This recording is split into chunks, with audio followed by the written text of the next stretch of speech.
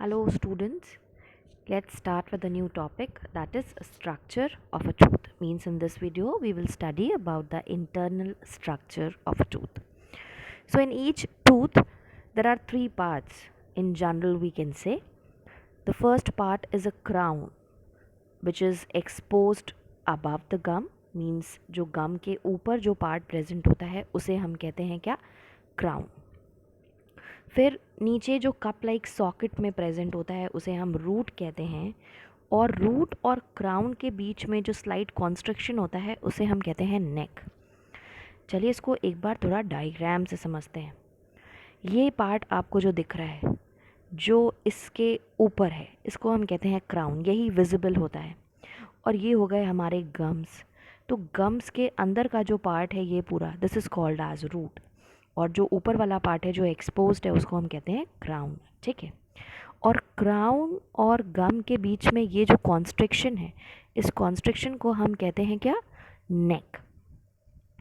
अब ये जो स्ट्रक्चर आप देख रहे हैं this is the vertical section. ये वर्टिकल सेक्शन है टूथ का, और इसके अंदर क्या क्या पार्ट्स हैं फर्दर वो अब हम देखेंगे.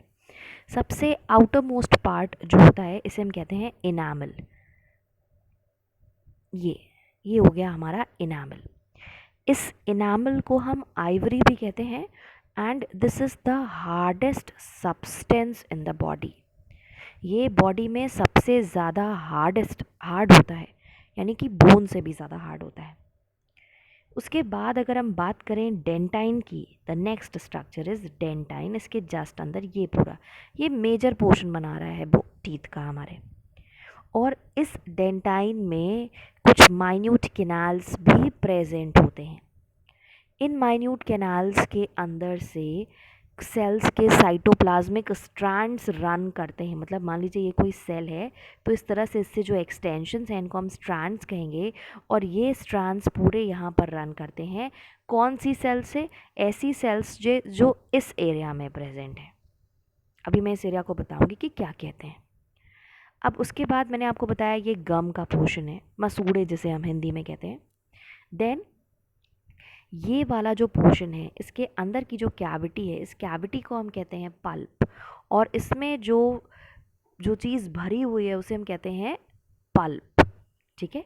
तो कैविटी हुई पल्प कैविटी, और जो मटेरियल इसके अंदर फिल है उसे हम कहेंगे पल्प. अब इस पल्प में ब्लड वेसल्स भी होंगी, नर्व्स भी होंगी, लिम्फैटिक वेसल्स भी होंगी. और ये जो है जब यहाँ से बाहर की तरफ एक्सटेंड करते हैं तो हमारी जो मेन बॉडी के सारे कनेक्शंस हैं वो वहीं पे जा कर के उससे मीट करते हैं. अब अगर हम बात करेंगे नेक्स्ट की तो ये हो गया jaw bone.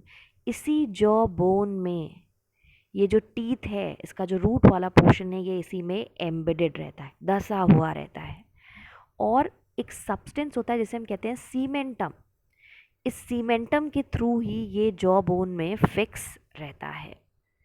So this was about the internal structure of a tooth.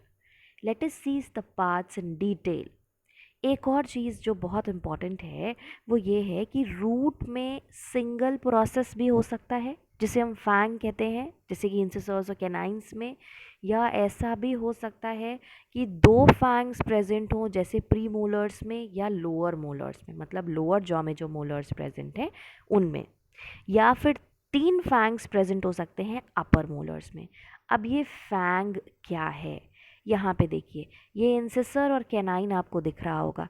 ये देखिए ये एक प्रोसेस है, यहाँ पर भी एक प्रोसेस है, लेकिन प्री मोलर में देखिए ये दो प्रोसेसेस हैं. यही है हमारा फैंग. तो इंसिसर और कैनाइन में तो एक ही फैंग प्रेजेंट है, लेकिन प्री मोलर में और लोअर मोलर में दो होते हैं. और अपर मोलर में आप देखिए कितने फैंग हैं, तीन फैंग्स प्रेजेंट हैं. Let us move on now. Let us see about the parts which I have already explained you in the diagram. Enamel ऐसा मटेरियल जो क्राउन को कवर कर रहा है, मीन्स ऐसे पार्ट को जो एक्सपोज्ड है हमारा, ये वाला पार्ट. ठीक. हार्डेस्ट सब्सटेंस है बॉडी में. डेंटाइन की बात करें तो टीथ का बल्क बनाता है. बोन से हार्डर होता है लेकिन उतना नहीं जितना इनामल होता है, यानी कि सबसे हार्डेस्ट जो हो जाएगा वो होगा इनामल. इनामल के बाद होगा डेंटाइन, और डेंटाइन के बाद क्या हो जाएगा, बोन हो जाएगा.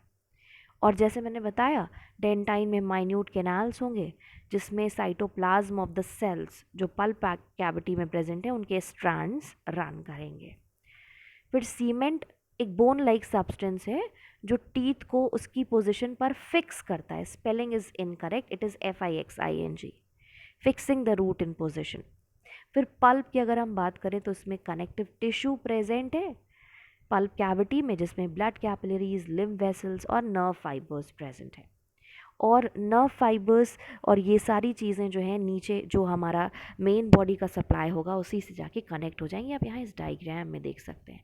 और इस टीथ के इंटरनल स्ट्रक्चर में देखिए 2 फैंग्स बने हैं, यानी कि it can be the structure of the premolar और it can be the structure of the lower molar.